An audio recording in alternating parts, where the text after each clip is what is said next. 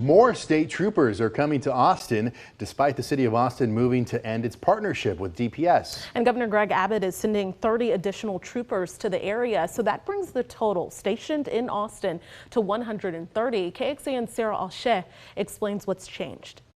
State troopers will continue policing the streets of Austin. DPS was patrolling before there was a partnership. DPS has statewide jurisdiction. But now it's without oversight from the Austin Police Department. APD was in charge to make sure we were getting the sort of partnership coverage that we wanted. That coverage included focusing on areas with more traffic crashes and more violent crime. The city announced the ending of the partnership on Wednesday. Austin Mayor Kirk Watson says different incidents led to that decision, one of them being this traffic stop. Close the door!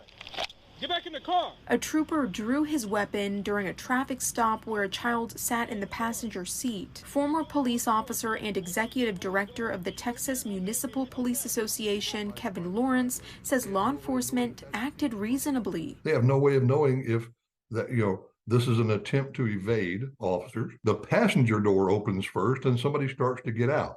The officers rightfully say, stay in the vehicle. Lawrence says by the city ending this partnership, they are letting go of any supervision they had with DPS. As long as the agreement is in place, they at least have some measure of influence over what DPS is doing. At least they're working together on strategy. If they tell DPS, we don't want to work with you anymore, DPS will do it on their own. Watson told KXAN Wednesday he does not anticipate a partnership in the future. So moving forward, state troopers will continue making stops without APD. This is their jurisdiction. They will continue, I'm sure, to provide service the way they were before. Maybe differently based upon things that they have learned, but there will not be a partnership the way we had that. Sarah Alsheh, KXAN News. And we've told you one of the main reasons this partnership started in the first place was to help with APD's staffing shortage. Mayor Watson says they want to get back to contract negotiations with the police union. And the Austin Police Association president told KXAN he agrees that a long-term contract is key to hiring the hundreds of officers needed.